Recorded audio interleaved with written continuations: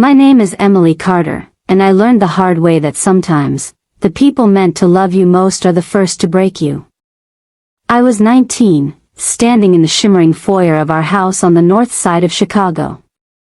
The chandeliers glowed like frozen stars above my head, the marble floors polished to perfection. My high school diploma was still in my hand, my cap slightly crooked, and for a second I thought, just for a second, that maybe tonight, I would finally make my father proud. Instead, I watched him turn away. Charles Carter, head of Carter Atelier, the fashion brand that clothed half of Chicago's elite, looked at me as if I were a stranger. My mother, Lorraine, held a glass of champagne and refused to meet my eyes. The silence between us was louder than any argument we'd ever had. I had just told them that I wasn't going to art school or business school, that I wanted to study computer science. I wanted to code. To build things. To create a world that existed not on fabric and runways, but inside screens and data. My father's face went stiff, his jaw tightening until the veins on his neck showed. Computer science, he said slowly, like the words themselves were offensive. You're joking. I wasn't. I told him I'd been accepted to the University of Illinois for engineering. He laughed. It wasn't the laugh of a proud father, it was cold, cruel. You can barely match your shoes. You think you can build a machine? My sister, Ava, was standing by the staircase, draped in silk and confidence. She smirked. Dad, don't be so hard on her. Maybe she can design apps for thrift stores. My mother tried to sip her drink, pretending not to hear. Something inside me broke quietly, like glass cracking beneath the weight of silence. I'm serious, I said, my voice shaking. I want to make my own way. My father put down his glass and looked at me the way he looked at interns who disappointed him. You'll never be one of us, Emily. Not with those ideas. He turned and walked away. That night, I packed a single suitcase. My mother came into my room while I folded my old clothes into a duffel bag. She stood at the door, her perfume heavy in the air, her hands trembling slightly. I thought she might stop me. Instead, she said softly, "You're embarrassing your father. Maybe some distance will help you grow up."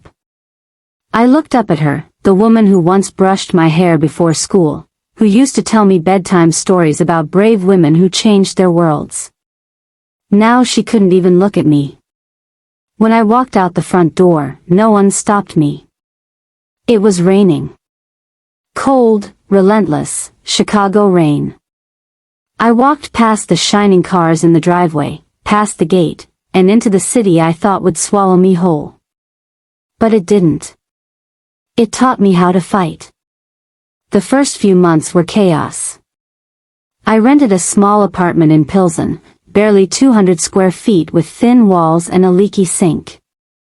The paint peeled off the corners, and sometimes the lights flickered when the heat kicked in. But it was mine. I took a job at a corner cafe, wiping tables and serving coffee to people in suits. Every night, when the shop closed, would sit at one of the tables with my secondhand laptop, teaching myself how to code from free tutorials and open forums. The city hummed outside, indifferent and alive, and I clung to that indifference like oxygen. There were nights when I wanted to quit. Nights when the hunger hurt more than the loneliness. I missed my family even though they hadn't really been one for years. I'd lie awake and imagine my sister modeling new designs, my father giving speeches about legacy and excellence, my mother pretending I didn't exist. But every time I thought about calling home, I remembered his voice, "You'll never be one of us." And something in me hardened. I started freelancing, small jobs fixing websites for local bakeries, mom-and-pop stores, even a used bookstore that paid me in cash and free coffee. The money was laughable, but it felt like progress. I wasn't waiting for permission anymore. That's when I met Robert Lin.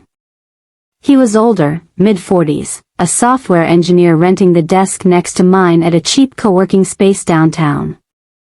I overheard him muttering one morning, cursing at his laptop. His company's database had crashed, and the developer had quit. Without thinking, I leaned over and asked, "Can I take a look?" He gave me a skeptical look, but he moved aside. 20 minutes later, I fixed it. Robert stared at me, half amused, half stunned. "How did you?" "Just logic," I said. He offered me a coffee, then a contract. A month later, I was working part-time on his data team. It paid next to nothing, but for the first time, someone didn't see me as a disappointment. Robert became something like a mentor. He taught me how to write cleaner code, how to think in systems, how to survive in an industry that pretends to be open but isn't. He was quiet, methodical, patient, the exact opposite of my father. He once told me, "Consistency outlives talent, Emily. Remember that." I did. For years. At 24, I landed a junior position at a small Chicago startup. The CEO was 29, brilliant, and exhausted. He didn't care about pedigree, only output. I worked 12-hour days, ate ramen at my desk, and lived on caffeine and hope. I wasn't good yet, but I was relentless. By 25, I'd been promoted twice. I rented a slightly bigger apartment with real windows and a working heater. I even bought a secondhand couch. It was small progress, but every inch of it was mine. Then the company folded. Overnight. The investors pulled out. Everyone got laid off. I remember sitting on my floor that night, staring at the cardboard box with my things inside. I felt like I'd been punched. I thought of my father's words again, how certain he was that I'd fail. And for a second, I wondered if he'd been right. But then I opened my laptop. I didn't apply for jobs. I started sketching ideas for my own product, something simple that could help small businesses manage their data without paying for overpriced corporate tools. I had no plan, no money, no investors. Just code, coffee, and stubbornness. I called it NuvraTech. The first prototype crashed every hour. The second one was worse. I cried, swore, almost quit.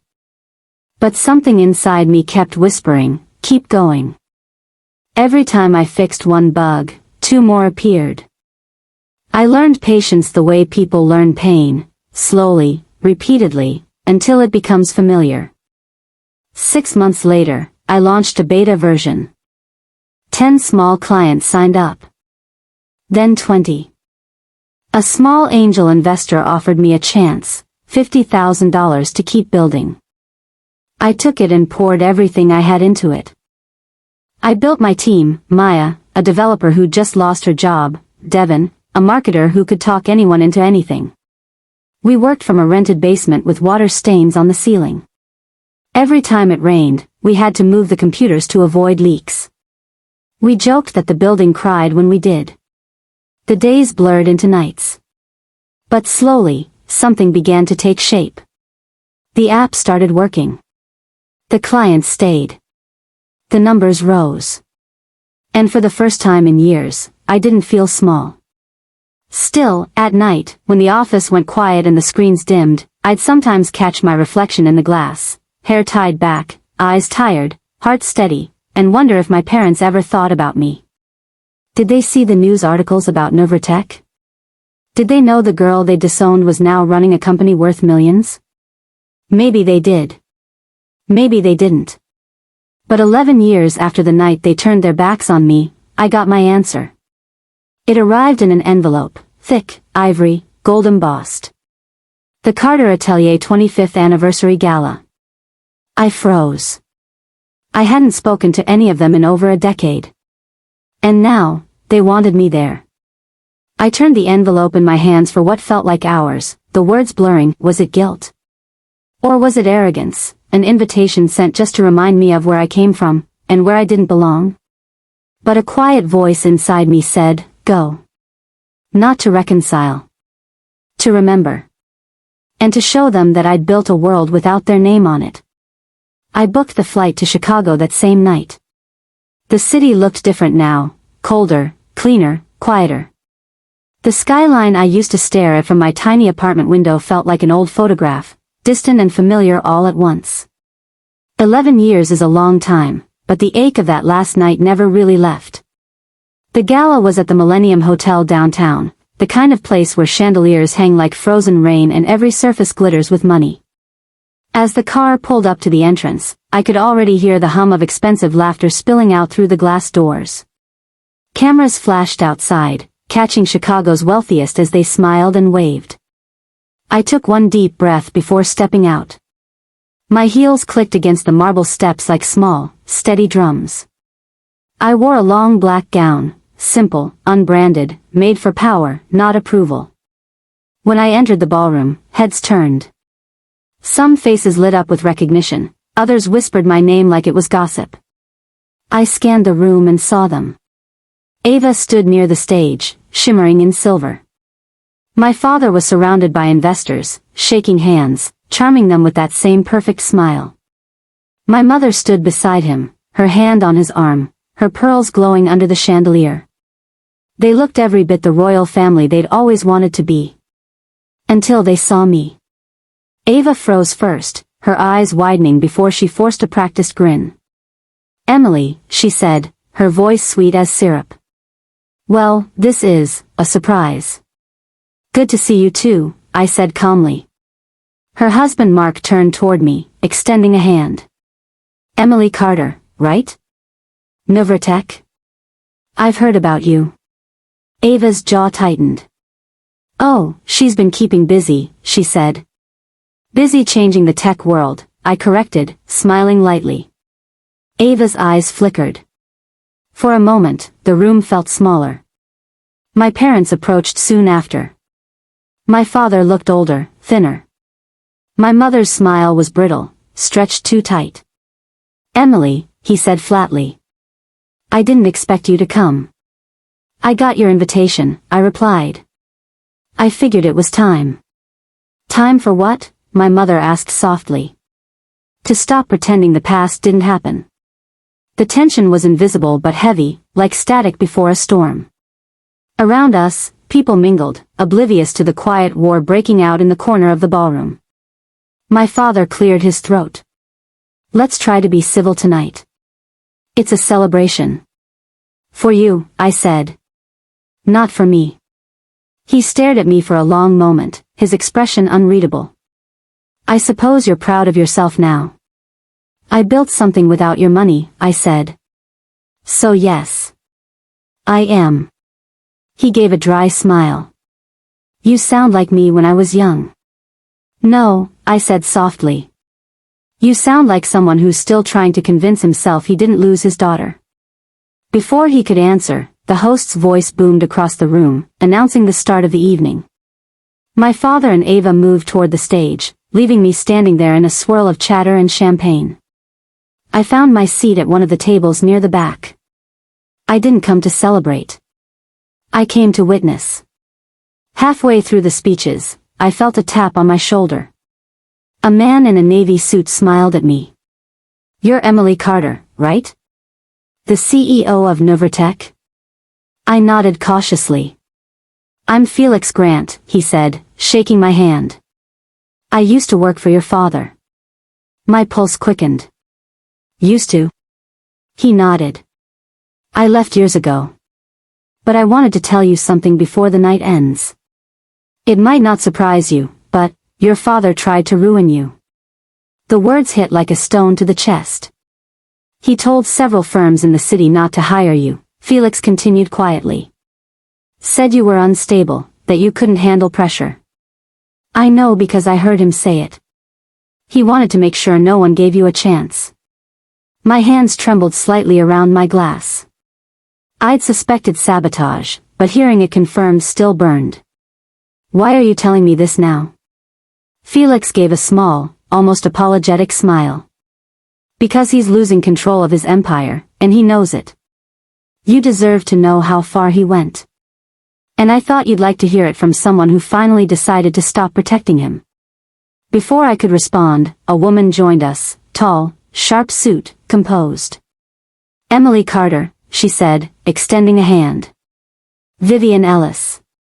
I'm an attorney for a corporate ethics board investigating intellectual property disputes. I think we need to talk. I frowned. About what?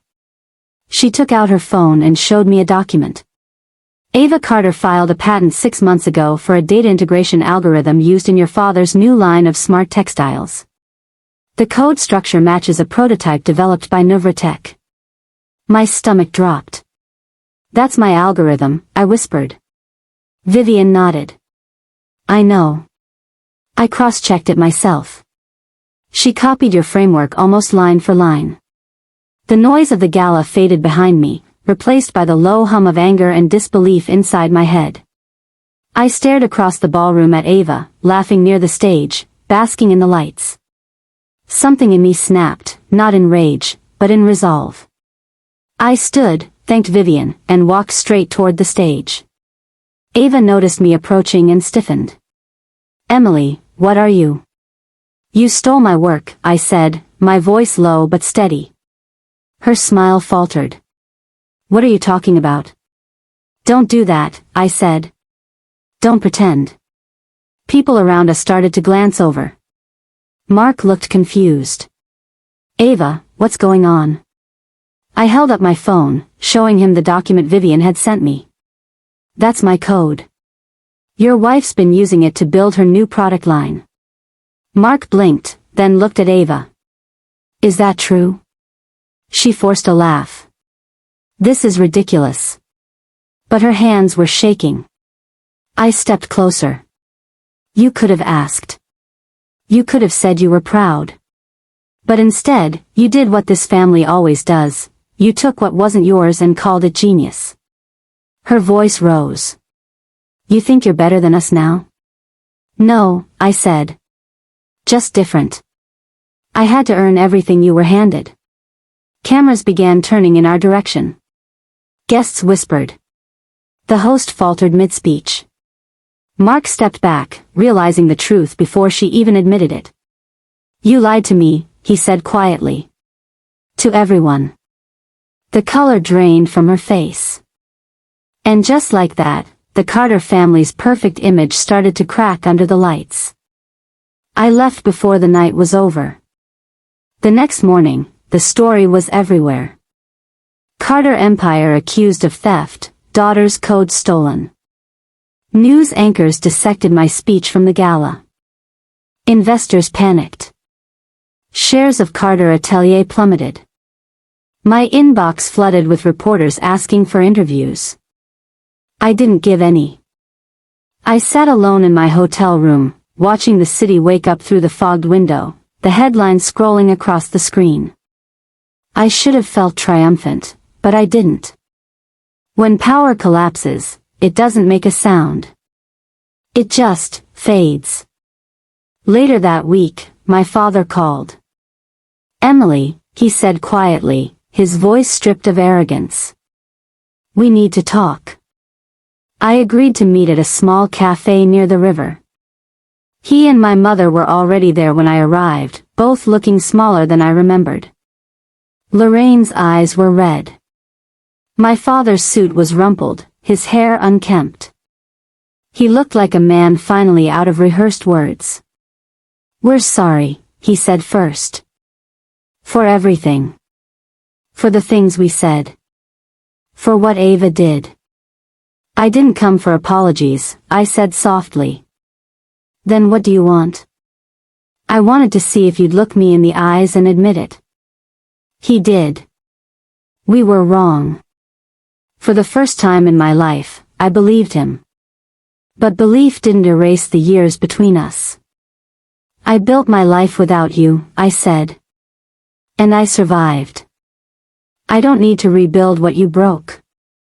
Lorraine reached across the table, her hand trembling. We lost more than a company, she whispered. We lost our family. I pulled back gently. You lost it the night you told me to leave. Silence hung between us. Outside, the river kept moving, indifferent and endless. I stood, placing a few bills on the table. Take care of yourselves, I said. As I walked away, I heard my mother start to cry. My father didn't stop her. Back at my office, things were moving fast. NuvraTech's growth doubled overnight. New investors called. My team cheered. The world was finally giving me everything I'd worked for. But as I watched the celebrations, I felt something hollow settle in my chest. Success, I realized, can't replace what's been lost. It can only cover it, like fresh snow over broken ground. Weeks later, I read that Ava had fled to Europe, her reputation in ruins. Mark divorced her quietly. My parents sold their mansion, moving into a smaller house by the lake. Their empire was gone, their legacy reduced to headlines and silence. And me? I was at the top. But when the noise faded, when the office emptied and the lights dimmed, I'd catch my reflection in the window and feel that old ache again. I'd won. But the victory tasted bitter. Sometimes I'd think about calling my mother. Sometimes I even picked up the phone. But I never dialed. Because what would I say? That I missed them? That I forgave them? That none of this mattered anymore? Forgiveness doesn't always mean returning. Sometimes it's just not carrying the weight anymore. One rainy evening, I walked along the Chicago River, coat pulled tight, the city lights flickering in the water. I passed a boutique once owned by Carter Atelier. It was empty now. The windows dark. A "for lease" sign hung crooked on the glass.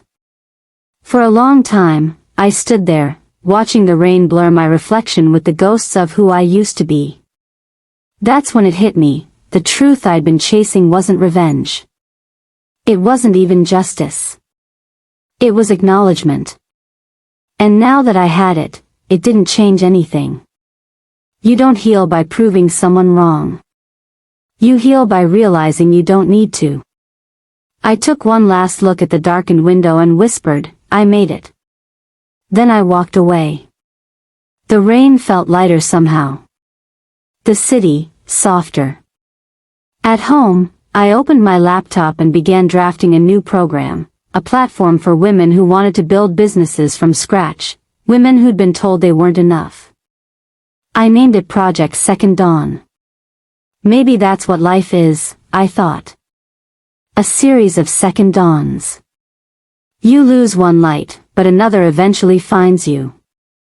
If you've ever been thrown away, if you've ever had to start from nothing, remember this: success won't fill the emptiness, but it will remind you that you were always capable. And maybe that's enough. So tell me, what would you do if the people who doubted you finally saw you succeed? Would you smile? Forgive them? Or just keep walking? Whatever your answer is, make sure it's yours. Because in the end, victory isn't about being seen. It's about being free.